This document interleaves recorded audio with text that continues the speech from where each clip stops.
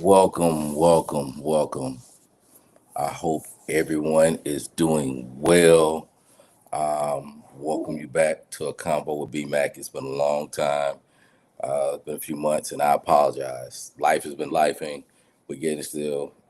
God is good, and we're here. We have an excellent show for you today. This me and my one of my favorite collaborators, Jamie. We kind of came up with this one. But before I get into that, let me give a quick uh, background on a combo with B Mac. This came about a little over 4 years ago now, for almost five, I think. I was going through a very difficult time. I was going through a divorce, and I didn't see a space where I could have these kind of dialogues, these kind of conversations. And I had some really, really good friends that encouraged me to create that space.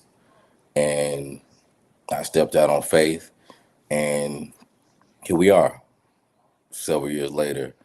A combo with B Max still going strong, doing what I feel is appropriate, which is creating the couple, pushing the conversation about men's mental health in the minority community, because I feel like it is greatly needed. Because we can choose to ignore it for only so long. With that being said, I'm going to bring one of my favorite contributors in, none other than Miss Jamie Kirk. Hello. Good evening. Good evening. Good evening. Good evening. How you How's this doing? evening? Good. Getting ready for this next half of the year, right? We Uh, starting in the second quarter. mm, it, You ready? it's it's crazy to say the second half of the year already. Mm-hmm. It's crazy to be even having Yeah. that conversation. It's just like the second half. Like, wait, what are we talking about? Seems like the year just started. How's the year going for you? Oh, you want me to lie to you or tell you the truth? Both. The year has not been what I would have liked it to be or what I would like, but nevertheless, I'm here. I understand that we don't always get what we want in life, and we have to learn how to persevere through those things, good, bad, or indifferent, and that we will do. Yeah. So, you know, going back to school and going back to work for someone else. Hmm. Uh, Ooh, that's different. Just different. Uh, I realize I don't have the same energy I did when I was younger, but I'm really big on creating a plan, right? And then hmm trusting the process. So I hmm created my plan, and as long as I stick to the plan, we good. Got you. Well, and first, let me say congratulations on you going back to school. That's something I know that you've been working on for a while, and I'm happy for you, and I'm proud of it at the same time. Thank you. I've been, going back and forth with this for a while. And a lot of people was kind of, talking me out of it because, student loans, right? Hmm. That's the first thing we talk about. But, I'm always reminded that I don't look at student loans like debt, Hmm. right? Because, debt is something that takes value, Hmm. right?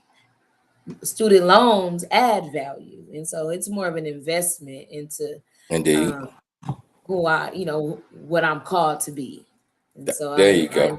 There you I'm go.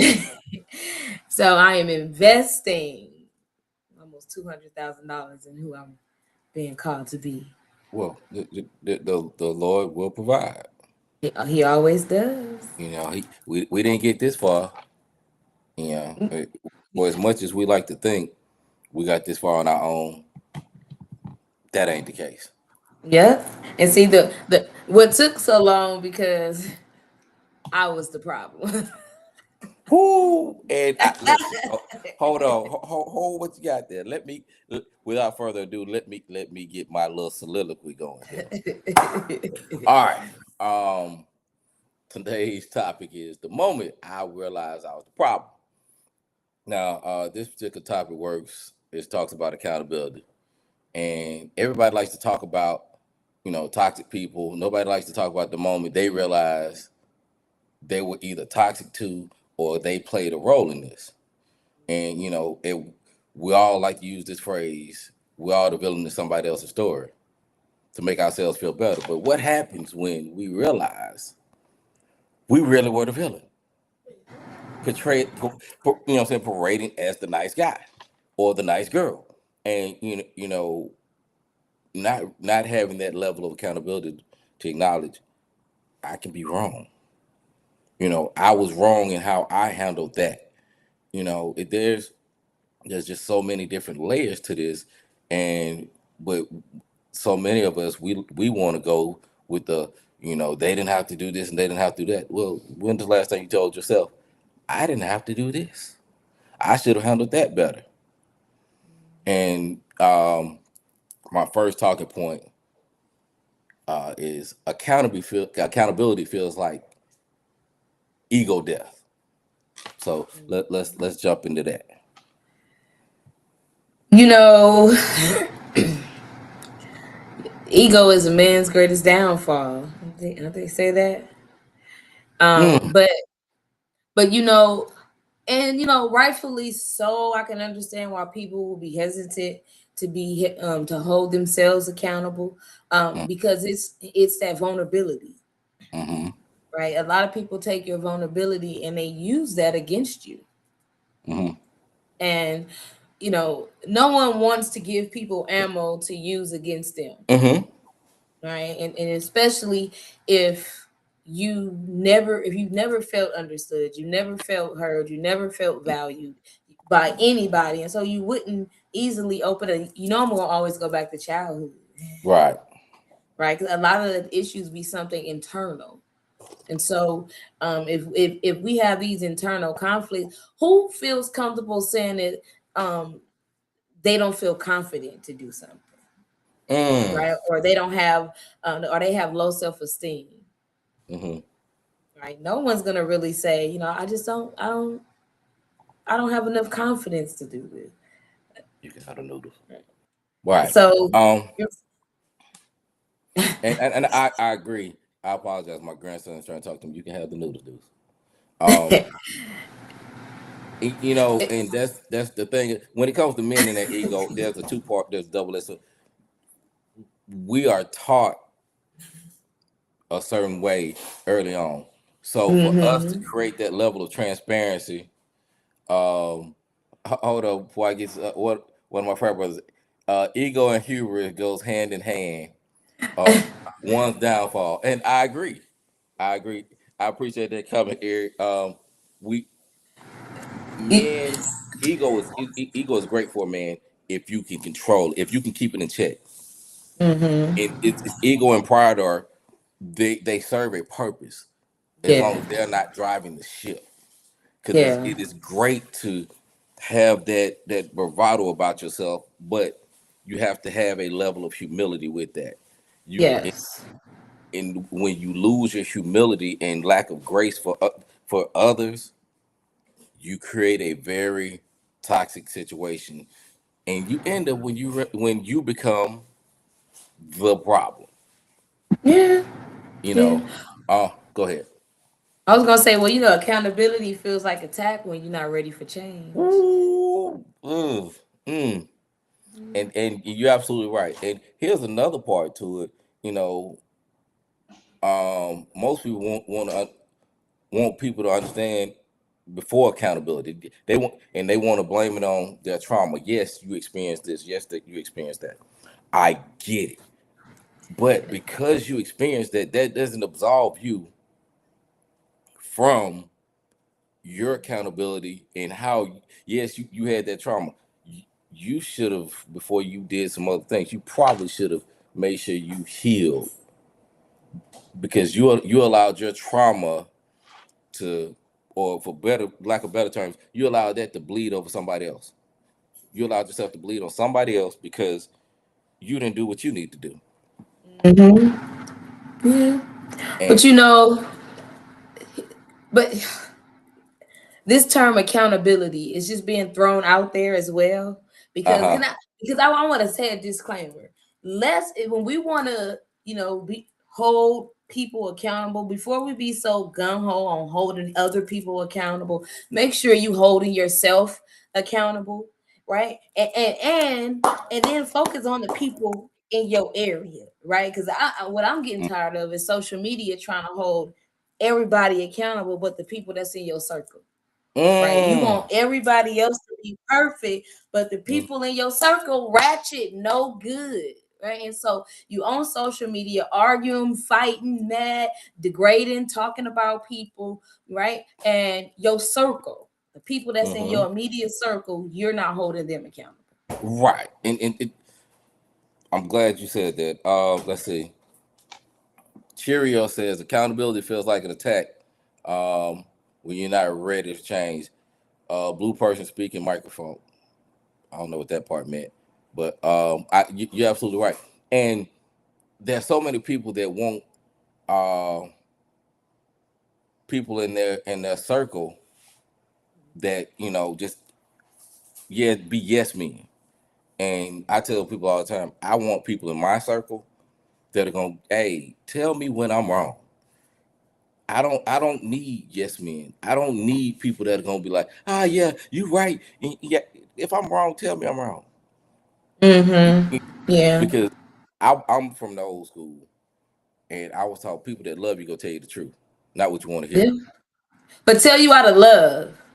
Tell you out of love, right? Right? Exactly. And I'm not trying to demean me or make me feel or to belittle me, Hmm. right? Because you have those people who want to be all high and Right. mighty and want to try to keep you humble, right? Right. Exactly. Exactly. Like those are the wrong people because those people they don't really want to see you, advance and grow. They are trying to keep you under their thumb so they can feel better. Like I got somebody that's under me. And Cheerio and says and that was. they they see your glow, and so they want to be attached to what they think that you're gonna possess, Hmm. right? Because goodness trickles down, Exactly. and I don't so want to. if you You getting blessed. I don't want to miss that blessing too. right. Even though Look, I don't like you, but I see your sunshine, so I'm gonna right. get close enough just so I can get some of that sun rays, you know. Get a little bit of that though. And Cheerio said Hmm. that was a mic drop. I apologize for messing it up, Cheerio. I apologize. You know what I'm saying? I apologize. I messed that one up because that was a good mic drop, but I messed that one up. Um, let's see. Like we said, being hurt is not a free pass to hurt people. That just because you've experienced something negative, that is not an excuse for you. That does not excuse bad behavior or to contribute to a toxic situation. So next, you could be a bad person and still cause damage. Let's get into that. Mm, mm, mm, mm. I think though the people that you could say they're not a bad person but cause damage. Mm-hmm. I'm a go back to in my 20s. Mm-hmm. In my 20s, I could Okay. say that I've never been a bad person, right? I've always been Mm-hmm. giving, always show up for Mm-hmm. people, always been right. But I realized that back then I wasn't healed, Mm-hmm. right? I still had childhood trauma, relationship Mm-hmm. trauma. I was kind of just lost and confused as a woman. Mm-hmm. I was a single mom. I was a single mom even when I was married, right? Because I didn't Mm. have the full connection, but I was really struggling, but saving face, Mm-hmm. right? And all of that built a lot of bitterness inside Mm. me, and then I became a very angry person, right? When I say I was an angry person, B Mac, like I used to break stuff, I would throw stuff, like I would be so enraged because I just felt, and I felt like I was unvalued, right? I didn't feel Mm-hmm. seen, I felt misunderstood, and I was never able to communicate my feelings, right? Mm. It was always, I was always shut down. I was always closed off in my room on punishment. So I never felt heard. And so any time that I needed to feel heard, I was going to argue you down. Mm-hmm. right? I was going to argue you down, and Mm-hmm. even if I was wrong, but I wouldn't be able to come back and apologize later, right? Mm-hmm. But I'm going to argue you down. Why? Because I grew up not feeling heard, Mm-hmm. and having that sense of anger. And so Right. once I realized that I was angry, because anger cost me more than it ever given me, right? Mm. And I Right. couldn't afford to be angry anymore. Like, I'm like, I can't afford this no Right. more. Right? It's Exactly. not.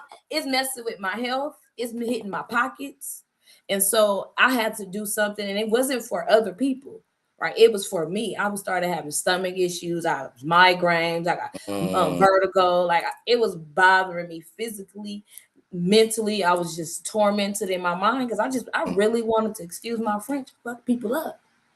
Right. Right. But it was that God in me that knew, like, that's not right. Mm-hmm. But I wanted to be like Peter, like, and cut off some ears. You know what I'm saying? But here's the thing. You touched on something. And then I'm gonna make this comment, and then I'm gonna go to the comments. Um, it had more to do with everything else, that trauma that you had built up, that you had dealt with, than the actual surface, the situation that was at the top. Yeah.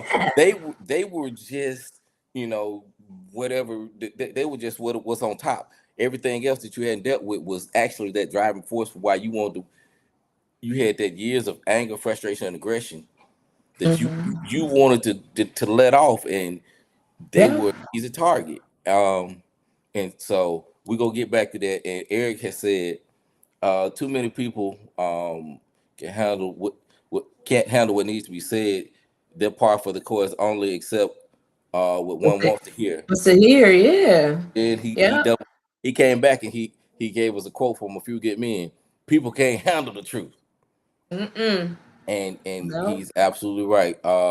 He says Miss Kirk brings up toxicity of how being angry negatively impacts, and Yeah. that is spot on.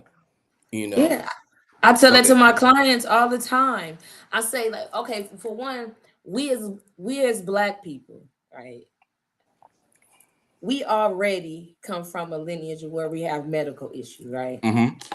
And so we know anger raises your blood pressure, Mm-hmm. right? So let's just say blood pressure, death is here for blood pressure. Mm-hmm. Normal blood pressure should be here, but let's just say we black, so it is here, right? Mm-hmm. And don't have any medical concerns, and most people don't know because it could be here. Now, anger could get you here, Mm-hmm. right? And when you learn that anger could kill you, Mm. right? It could kill you. So are you willing to die for them? Are you willing to die for the people that's still gonna be trifling when you gone? Mm. Whew. That Like, part. I had to put a lot of perspective into that, and I have to be like, you know what? Self-control is the most powerful thing in the world, because you give those people too much of your power when they can make you happy, mad, right? And so having that self-control, like, I think that was like the most powerful thing, because I can say exactly how I feel just like this. I Mm-hmm. don't have to raise my voice. I don't have to do anything. And if you choose not to hear me, I can respect that and dismiss myself. Not gonna lose my Mm-hmm. mind, right? I don't care. It's not that need to be heard. Mm-hmm. If you don't want to listen, I'm just gonna go ahead and exit door left. I'm no longer gonna fight. But that took growth, and it took accountability. Mm. Right. Right. Um, you know, Eric says hurt people. And Cheerio Include says and themselves. Yeah. is.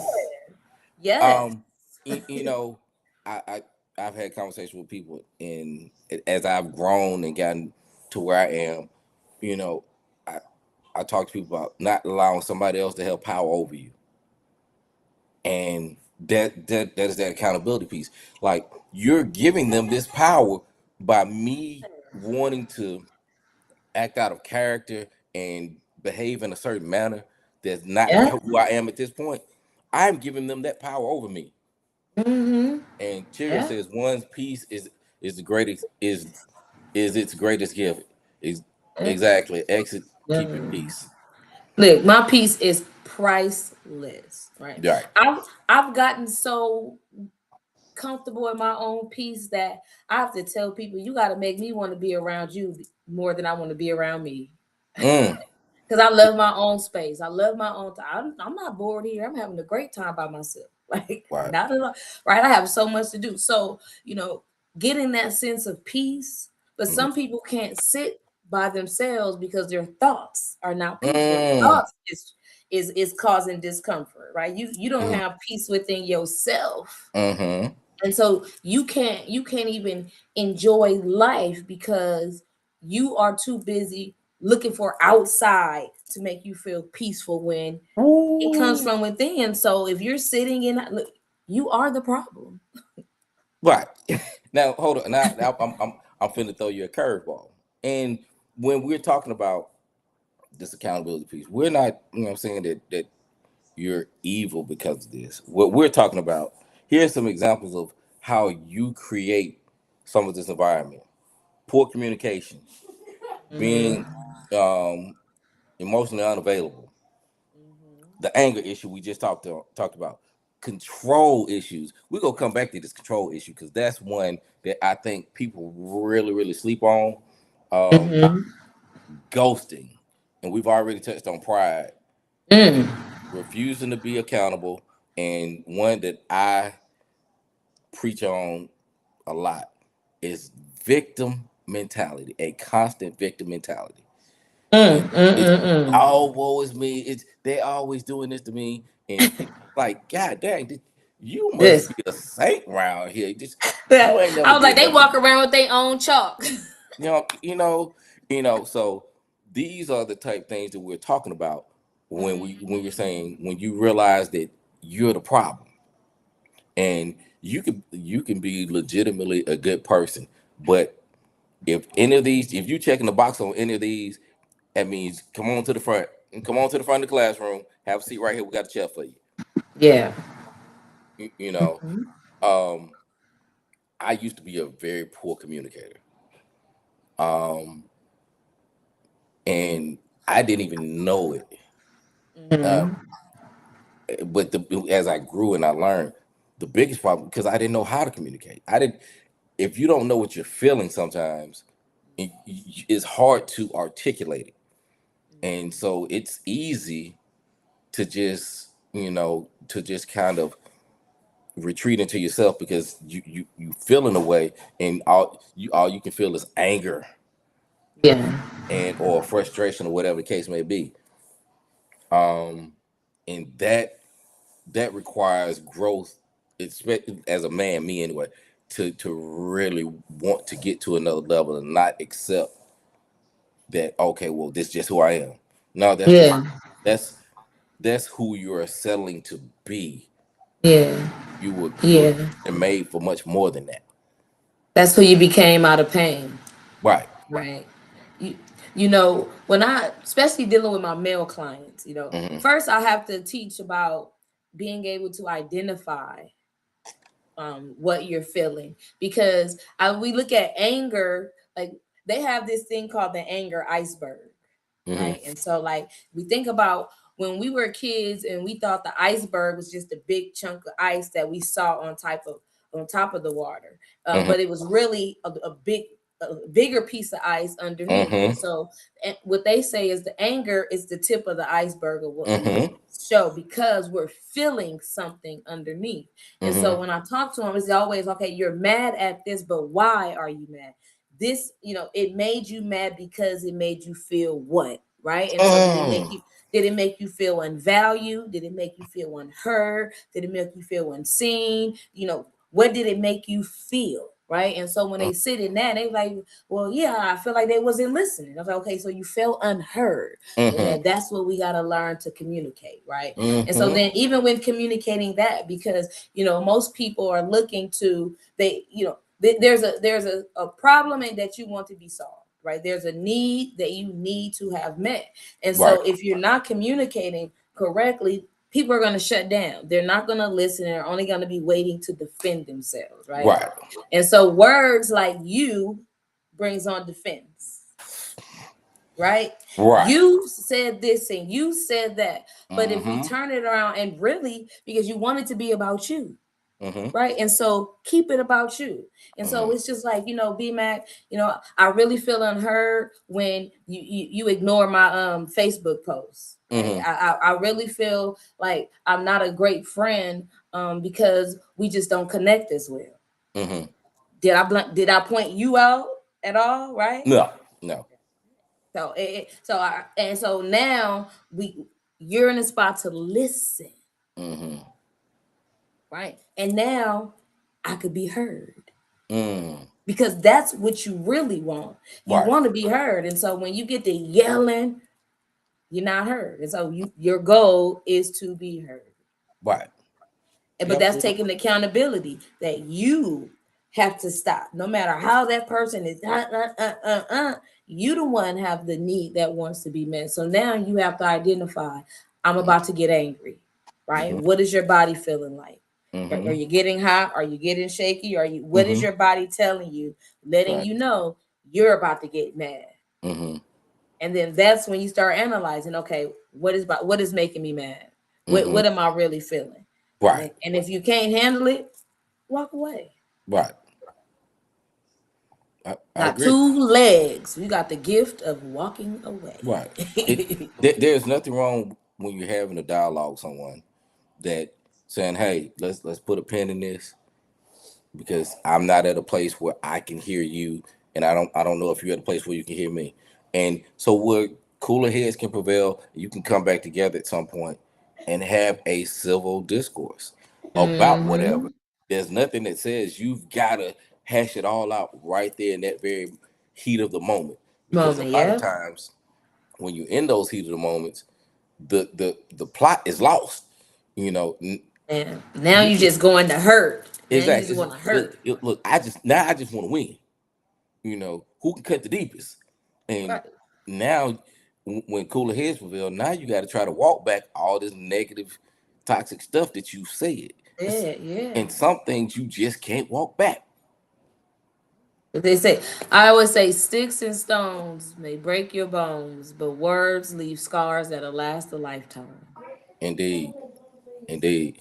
Let's see. Eric says, once you realize you're the problem, become your inner self and embrace the song "Man in the Mirror." The only person that can change you is yourself, and that is absolutely right. Um, there's another part to this. Um, where we're talking about, we have to realize that I said I was gonna come back to this constant victim mentality. Where, Mm-hmm. yes, you've experienced a lot of traumas, a lot of negative things have happened to you, but having a victim mindset and not owning your role, because even when something happens to you, you have to look at like, okay, well, how did we get here? What did I allow for this to happen? Because people treat you how you allow them to treat you. They don't just wake up one day and be like, well, I ain't never tried this with Mm-hmm. this person before, so I'm just go do some sucker stuff. And how did I overcompensate because I felt like I need to be a good friend? Right. You, you- Right. do I have abandonment issues? Mm. Do I have abandonment? So do I? Am I gonna go over and above and accept things that I shouldn't just because I feel like I gotta have friends. I gotta have this person because I don't want to be alone. Yeah. Now, somebody put a question in the comment. It says, Hmm. "What do you do when the person is following you and trying to egg you on? You're trying to exit the toxic space, but they won't allow you to, which in turn cause it to heighten. If you need to exit the toxic relationship. If a Hmm. person doesn't respect that boundary and keeps and trying to push you into a fight, you need to don't exit just the space, right? You have to create. I always ask people, what did you do to encourage change? Right? Mm. And now you always look at me like, well, what can I do? Cut off access. Hmm. Cut off access. If you stand your ground, you let a person know This is what I will and I will not tolerate. Now, when they do it, you cannot tolerate it. You, I said that I'm not going to do it. Now, some people may, okay, I messed up, I changed, and they may, and they may not do it again. But Right. if you do it again, no, now it's a choice. And so, cheerio. If this is you know, well, I was gonna say a child, shoot, a child too. If this is somebody in your life that doesn't respect your boundaries when Mm-hmm. you're in that space, then you need to Right. exit the relationship and not just the space. And I agree. And more times than not, that happens. Uh, where people are feel like they're trapped in situations because they feel like they won't let them. That is one of the few times where I say, ghosting is acceptable. You just disappear. That is one of the few times I will say Yeah. ghosting is completely, because when it's toxic and to the level of fights and where it's becoming violent or physical, hey, that is just time for you to make sure you're somewhere that they're not, and that Yeah. you you know and Because it become violent. It could become violent. And so if you continue to allow toxicity in your space, then well, I'm gonna do you one better. I've been seeing in headlines. Apparently, last week in Atlanta, there was a prominent. I think she was a club owner. Who was I murdered. Who was murdered by her ex-wife. is that what happened? Because I just Yes. I just saw the headline that the club owner was killed. Mm-hmm. But I didn't see the Yeah. whole story. But I had wrote some notes down before this, and the crazy thing, look, I put we often mistake familiarity with compatibility, Mm-hmm. right? It's cute Mm-hmm. because chaos was normal in our childhood, so Mm-hmm. peace can feel boring and dysfunction can feel like chemistry. Mm. You hear like we hear a lot like fighting is normal in relationships. Right. Fight no, disagreements are normal, Mm-hmm. right? But because we grew up in a household where fighting was a normal thing, that we think Right. fighting is normal in relation. But Right. no, fighting is not normal. Disagreements is normal. Conflict is normal, but conflict does not mean fighting. Right. And you're absolutely right. Disagreements are you're two different people, so you're not going to see eye to eye on everything, and that's perfectly fine. But having a civil discourse is one thing. Having knockdown, drag out arguments to the point to where they almost become physical, they become physical. Those aren't acceptable. Those aren't natural parts. Even the passive aggressiveness, even Mm, the calling of the names and being demeaning, and you just like your mom, like those type of things, like it doesn't always have to be violent. You don't right. always have to put your hands on me to be aggressive and abusive to me. I'm I'm glad you pointed that out because you know that passive aggressive is just as bad. Hmm. It, it Yeah. it's there's the overt and there's the that passive aggressive stuff where it's like, well, I know this is their favorite stuff, so I'm intentionally gonna move it or I'm gonna dispose of it. Just or making those comments to where You like know it's triggering, and exactly you know it's gonna trigger, as opposed to saying, hey, listen, let's address whatever the elephant in the room is. Let's address the topic. So we're not going back and forth in a constant toxic tug of war. yes. Um, Mm. Before I go there, Eric said that situation was brutal because you shoot someone in the head, you intend to end their life. How much hurt? I said, how much you were you? How much hurt were you? How hurt were you that you wanted to hurt them?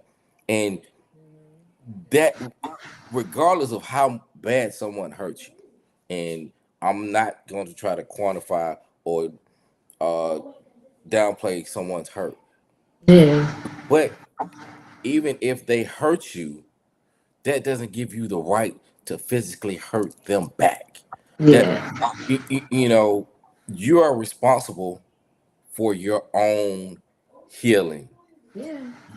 It, Yeah. There's a go accountability, mm-hmm, because these type of relationships, like these type of people, they just didn't become that overnight. right. Right. In the beginning, it was cute when they was a little controlling, right? Mm-hmm, Right? When they didn't want you to be around nobody with them. It was cute. mm-hmm. Exactly. Until it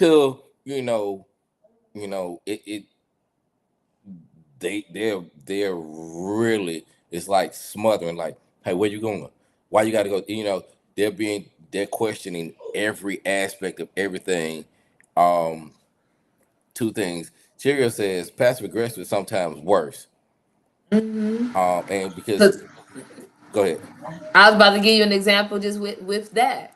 With instead of them, oh, you gonna do this, them being themselves needy, so you can't do that. I needed you to do this, and I really needed you to do that, and so it takes away from what you were going to do. Mm-hmm. Right now, you can't go to brunch with your friends, or now you can't, leave the house because they need me to. Oh, I can't go because they need me to do this. Right. Right. So Right.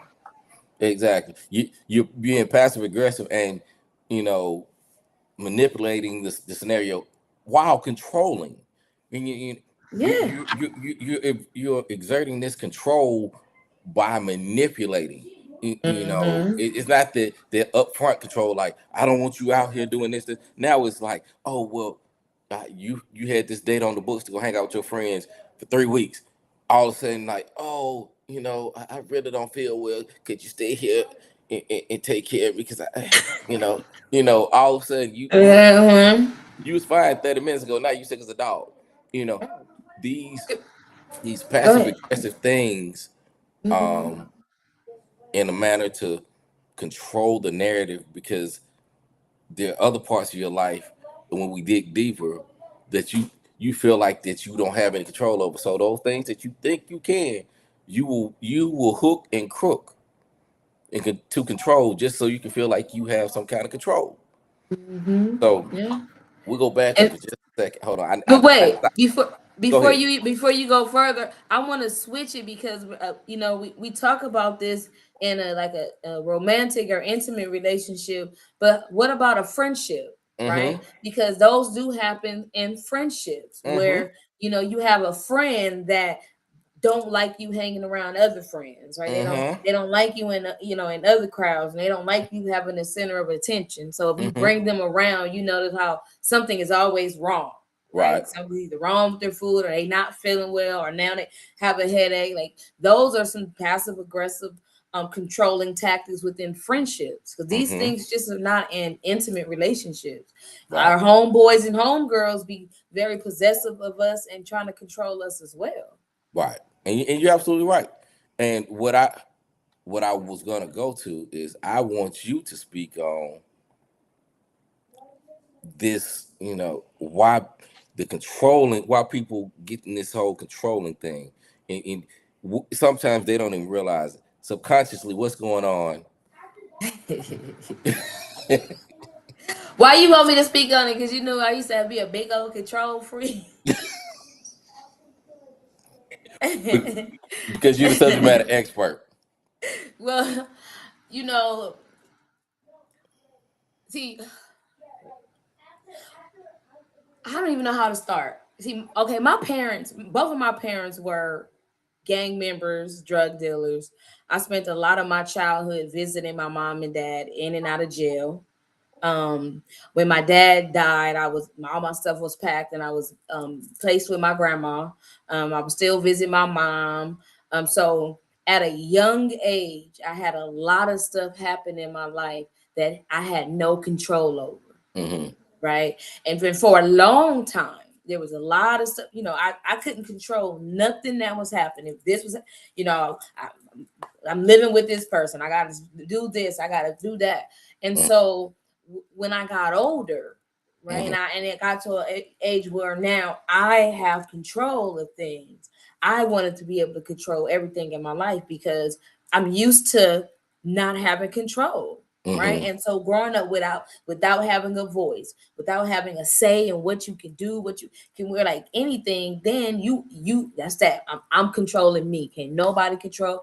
But I'll start noticing that I wanted to control everything, even Mm-hmm. to where even when how my son cleaned his room.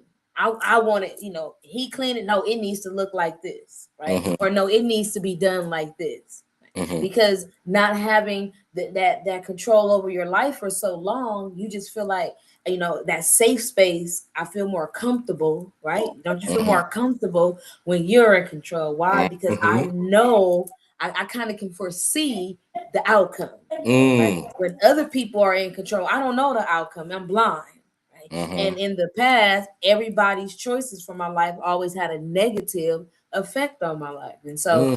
as you get to a point where you can control some things, it's like, okay, when I can't control, it has a negative impact. So when stuff is happening and I can't control it, now you're overly anxious, Mm-hmm.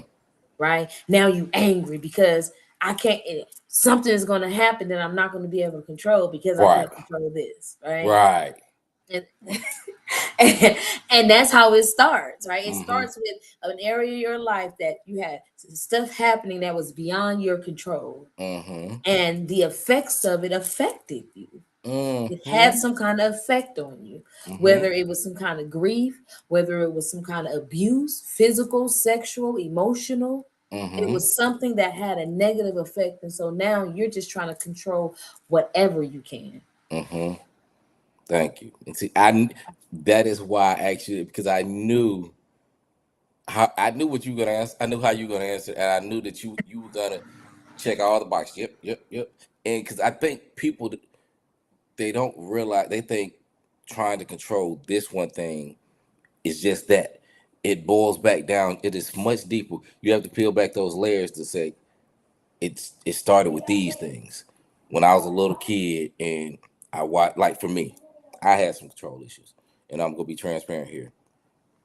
I watched my mom grow up, and watching my mom grow up and just barely be able to provide for me and my sister.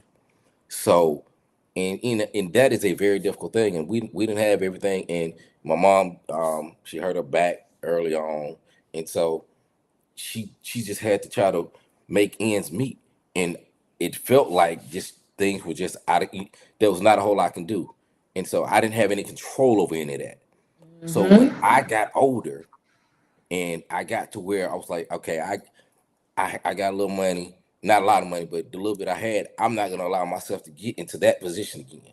So now I'm moving a certain way, not realizing the effect that it's having on those that are closest to me. Because, but all I'm seeing is I'm trying to keep us from ever being here. Yeah. And people don't. And again, it's realizing that what's bothering you now is may not be what the root cause is. Remember, when you're steering a boat, when you're riding Hmm. a boat, you don't see the waves and the splashes that is creating behind you. Right. You don't see all the people that is affecting behind you. You Mm. just you're so locked in, Hmm. right, on where you going. Hmm. You don't care about what's behind you or how it's affecting anybody. Right. Well, look, Jamie, I got another part that I'm gonna cover, but I'm looking at the time. We're 45 minutes in, and we ain't even but like halfway through this, and I'm loving this dialogue, and I hope everybody is tuning in is enjoying it as well. And if you have questions or comments that you'd like to make that you want us to expound on, please do. But this one's gonna get a little touchy. Um, Dangerous comfort of always being the victim. Hmm. People that they again that victim mindset where you're always the person wronged. What I'm saying, it's that woe is me. And a lot of times, like people build their identities around being the victim. Right. They're such this great person, and just people just do them wrong. And they may be a good person, but again, what roles are we playing in it? And I have a note here that says accountability threatens that identity. Yeah, but think about a victim. Mm-hmm. What do a victim get? Attention. Mm-hmm. They get attention. Mm-hmm. Huh? Sometimes they get donations, right? They Mm-hmm. get cared for, right? They Mm-hmm. get catered to. Mm. And so when if you've never felt seen, Mm-hmm. right? Think of middle children, Mm. I see where you're Look, going. Come on. middle children, Mm. right? You have those middle children that they're either going to be really successful or really terrible. Mm. Why? Because they need to be seen. They're Right. not being seen, and not because their parents are bad parents, Mm-hmm. right? Middle child theory talks about, your first child is your first baby, right? That's like a little baby doll. You always carrying love, love, love. And then Mm-hmm. by the time you have your second baby, then you've already had a little bit of experience. And so now your first child kind of helps with the second baby. And so you're Mm-hmm. not doing the same bonding as you did, because you did everything for the first baby. Now you're not doing everything for the second baby, Mm-hmm. right? The first baby is pitching in. And then if you have a third baby, everybody loves the baby, right? Mm-hmm. And so now that middle child is kind of like left in limbo. Like if you look at a lot of the middle child homes, right? Where I mean Right. families where it got more than 3 kids, you'll see Mm-hmm. pictures of the oldest, Mm-hmm. pictures of the youngest, but when you see the middle, it's with all three. Right. Or if they got sports, or and Mm-hmm. so when you don't feel seen, when you don't feel seen and you realize being the victim gets you seen, people Mm. people listen to the victim. Every time you tell that story, people listen. For real, they did that to you. You're such a good person. You get a lot of validation, you get a lot of Mm. attention. Mm. Whew. And you're absolutely right. And I never thought about it from that standpoint. But that is Mhm. very true. So I'm gonna jump to the next thing because we're gonna have to do a part two of this. I'm already sure. But the next part is self awareness is lonely, It and is. you Mm-hmm. know you touched on this early on. There's so many people that don't want to sit alone with their thoughts and just play back a lot of these different things and be able to see, okay, what was my role in it? Being self aware of, yeah, they did this, but why did I allow this to go on as long as I did? You, you know, did I think I could change this person? Did I think that, oh, well, this person needed me or X, Y, or Z? Having sitting there and becoming just having that self awareness to be accountable to yourself instead, because it's easy just to point the finger and be like, whoa, they did this to me and they did this. I'm talking about I treated them good and this, that, and the third. And all that sounds great. That sounds wonderful. That is the Hallmark movie script. But what they don't show you in the Hallmark movie is, you sitting there saying, this is what I allowed. This is how I showed them, you know what I'm saying, it's okay to treat me. Yeah. You Yeah. know, those parts of it, which is why I think it requires us to take that time to, sit with ourselves. You know, realizing that you might not be as beautiful on the inside as you thought you were could be Mm, heartbreaking, right? But then, mm, right, but then it's an opportunity to beautify yourself, because you don't always have to stay ugly.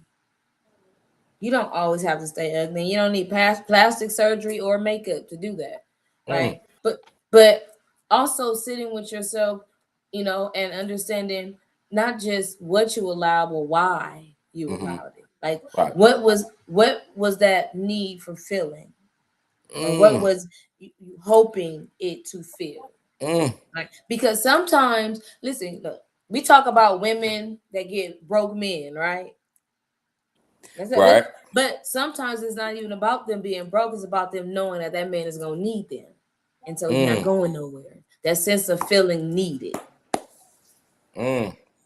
right? You Right. and so you're always trying to handle touch something deeper, right? Something deeper that you want, so you settle for less than you deserve. But Mm. and I wish I can find it because I'm always making stuff. But I was talking to a client and we were talking about building relationships. We was talking about a timeline, like Mm-hmm. right, and how what you should be doing at different parts in the relationship. Mm-hmm. And most people they do too much in the beginning. Mm. Right. And so you don't give yourself time to build the friendship or even know that are we on the same path? Do we have the Mm. same goals or same values? Right. Right. What is your end goal? If my goal is to retire in the Caribbean and your goal is to retire in the country, we might not. Might not be a lie. Right. But these are things that should be talked about date one, date two. But we don't want to talk about things that may cause somebody to feel uncomfortable. Mm-hmm. Right? But we don't want to get too attached and too deep either. So, you know, being sitting with yourself, taking self-evaluation. This is what I like about myself. This is what I don't like about myself. This is what I need. This is what I don't need. Because some stuff that you don't like about yourself, you need. Mm. Right. Right? You may not like that you're a compassionate person because you want to be mean, but you need to be compassionate. Right. Now, and you're right. Um,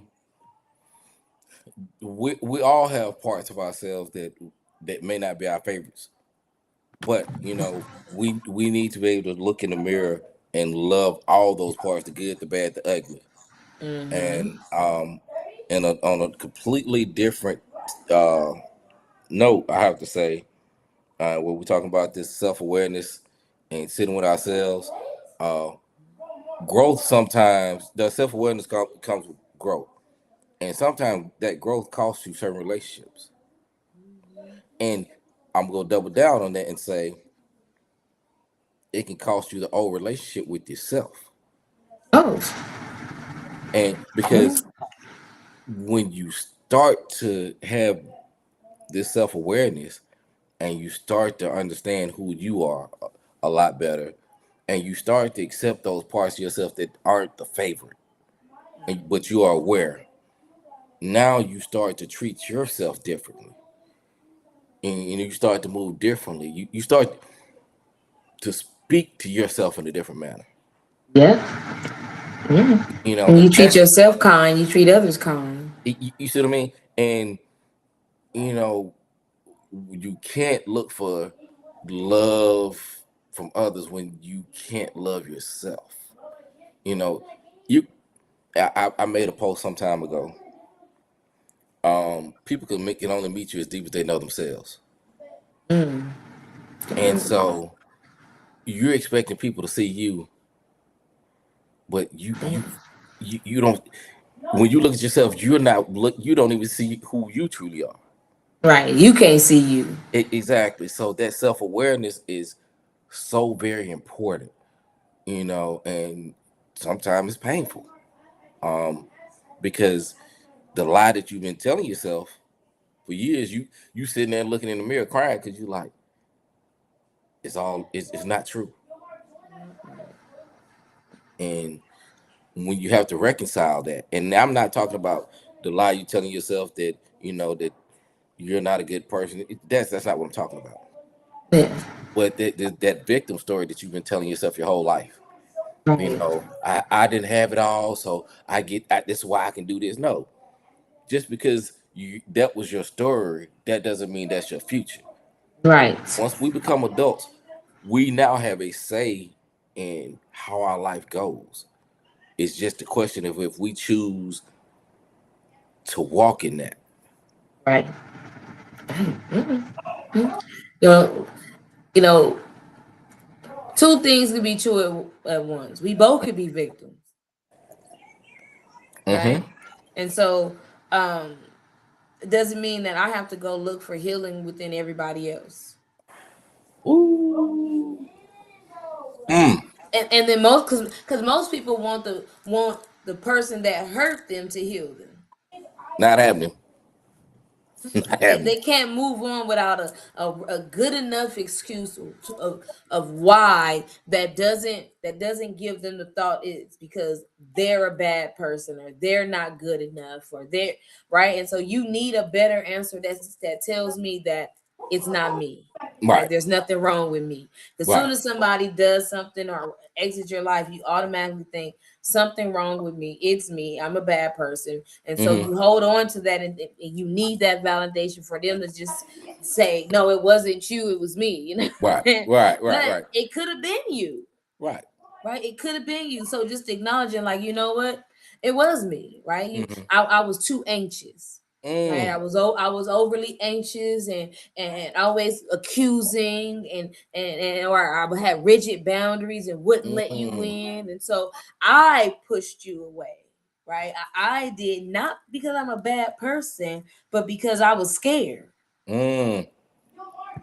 Right, and so now when you decide like this not gonna work, you too much, then I take it as there's something wrong with me. When yes and no, there is, but there isn't. You know what Right. I'm Right. saying? And so when you really sit down and sit like instead of saying there's something wrong with me, the outer, Uh-huh. right? Because that's what we do, sit up Mm-hmm. and say, there's something wrong with me inner. Right. Right. That was well said. And with that being said, I have to go to this next point.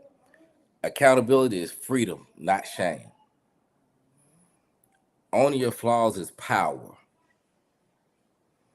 Understanding who you are and whatever your deficiencies are give you so much control of your life in a healthy manner.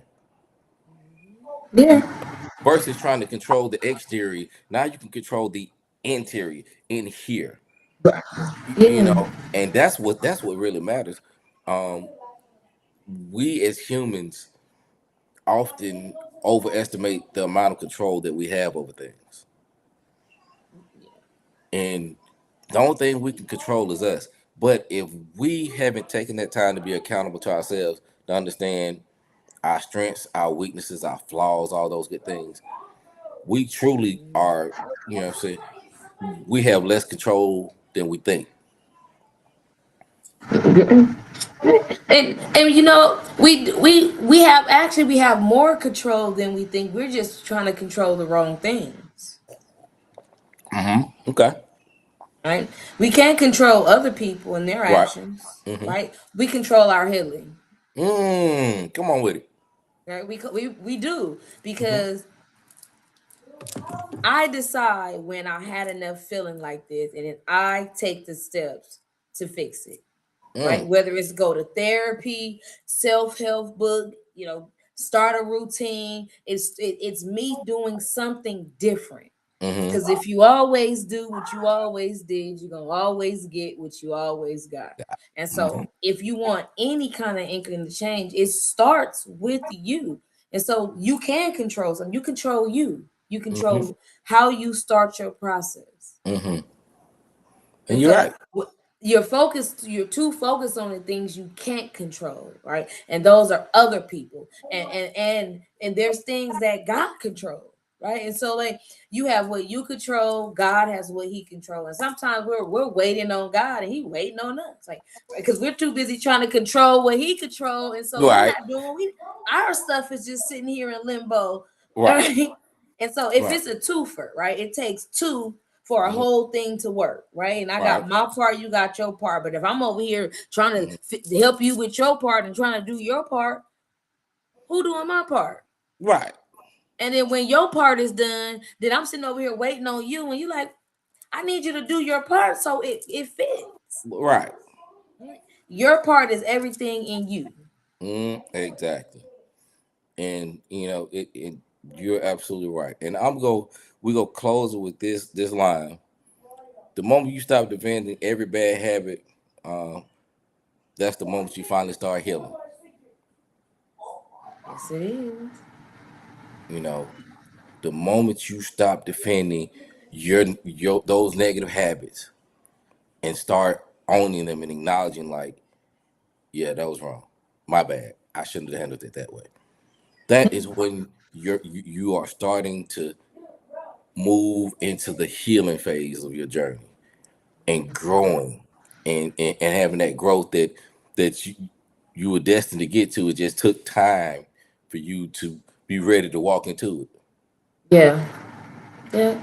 You got to acknowledge it first before you can even, even Mm, start the process of healing. right. Now, this has been an excellent conversation. Before we end, I typically like to wrap it up at about an hour. But before we wrap it up, I want to know. I want to see if there anybody that has any questions in the chat, because I do plan on doing a part two of this, because I want to give some tips on when you realize what you're the problem. These are the steps you need to start taking. I don't ever like to beat you down without giving you tools on the other end of it. So I do plan on bringing Jamie back so we can do a part two of this. But I want to see if anybody has any questions before we wrap it up for the night, because I have thoroughly enjoyed this conversation, and it was so good the time ran away from us. Like, like I'm like, we just got started. You know, Jamie, you did an excellent job as always. I knew you would, and which is why I think we worked together so long when it comes to this. Is that Mhm. I already know when I have like certain things, I'm like, I'm gonna just lay it up there for you because I know what you gonna do with it. These been my topics. I deal with a lot of clients. I was just teaching accountability, Mm-hmm. right? Holding yourself accountable, because like when you start to hold yourself accountable and then be disciplined, like Mm, discipline is the highest form of self love. mm, You accomplish more. Like when I start being accountable for my BS and my actions, mm-hmm, life took off. I went back to school, got my mm-hmm, bachelor's, got my master's. Like life started to take off. I mm-hmm, wasn't angry and blaming everybody for my failures and my mm-hmm. downfall. Right? I had to just suck it up and say, listen, you've been holding on to all of this anger for so long and not living the life that you want to live. Mm. That's nobody's fault but you. That's good stuff. So I tell people are gonna put up with whatever they're gonna put up with until Mm-hmm. they don't want to put up with it no more. Right, However long that's gonna be. right. You change when you're ready. Let's see. Jaqui says, "Thank you both. This was good." Cheerio says, please add accountability in relation to work relationships to the part two. Oh, Um, because we talked Eric, about we talked about friendships and romantic, but yeah. yeah, That's a good topic because you should have work relationships and not work friendships. woo, that I need to learn how to look, separate look, stuff. look, we gonna talk offline. We'll start building out part two. Eric says, great conversation. Cheers says, this is awesome combo. Thank you, Jamie. Thank you, Miss Jamie, and thank you, B. Thank y'all for tuning in. Thank y'all Thank for you. so engaging. We do this for y'all. Uh, Willetta says 100. Thank you for tuning in. I appreciate you.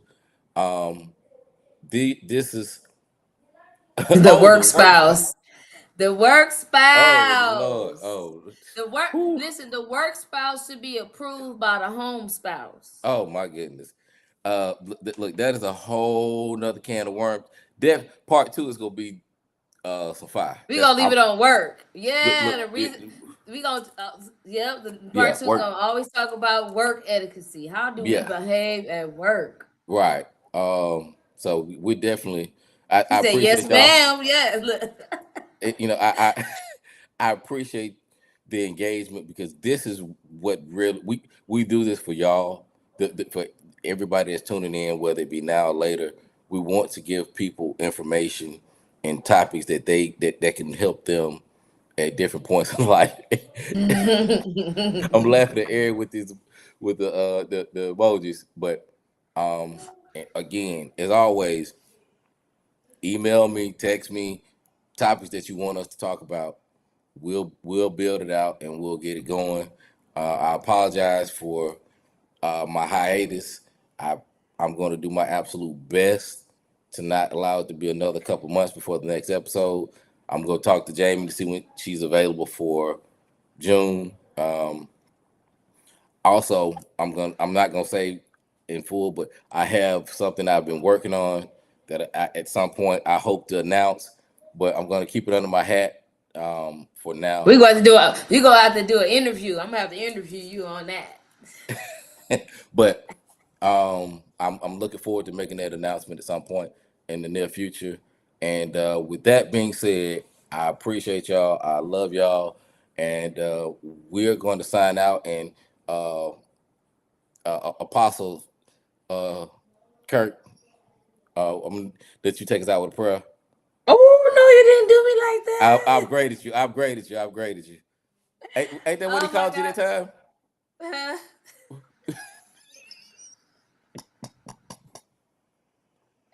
He called me apostle. Listen.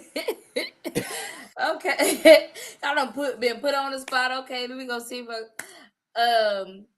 Heavenly Father, I thank you for BMAC and everybody on here. I'm asking that you touch everybody's heart. We speak peace on everybody's hearts, peace of mind, peace in their finances, peace in their homes, peace in their health, peace wherever they go, and favor on everything that they touch. In Jesus' name we pray. Amen. Amen. Let's see. Eric says, "Glad I got the notification to tune in." Nope, I appreciate you. I'm glad you got it too. I know you've been supporting for a long time. I appreciate you. Selena, I was beginning to wonder if you got a chance to check in. Selena, Jamie as always brings raw truth. Hi, Selena. Hey, I love you, Selena. I'm definitely gonna need you to be my moderator coming up. We got to figure that out, cause I'm over here butchering comments and what have you. Uh, we'll need your help, but we'll talk about that as well. But And but she does like moderation and stuff because we gonna have to bring well, her in on that project. well, yeah, she's told me that she would moderate for me a while back, and I told her I need to try to figure it out, but definitely got to figure it out because I'm trying over here trying to read comments, trying to talk, and I'm messing it all up at the same time. But we gonna work it out. That's that is the gift of growing.